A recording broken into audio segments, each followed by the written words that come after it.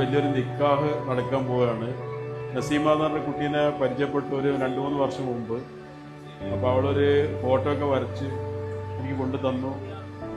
അപ്പോൾ അതിനുശേഷം ആ സമയത്ത് അവളൊന്ന് ദുബായിൽ കൊണ്ടുപോകണമെന്ന് പറഞ്ഞു. അങ്ങനെ അവളെ ദുബായിൽ കൊണ്ടുപോയി. അപ്പോൾ അതിനുശേഷം അവളെ കല്യാണം കഴിക്കുന്ന പയ്യെന്ന് പറഞ്ഞു കഴിഞ്ഞാൽ അവൻ എൻ്റെ അടുത്ത സുഹൃത്തായിരുന്നു.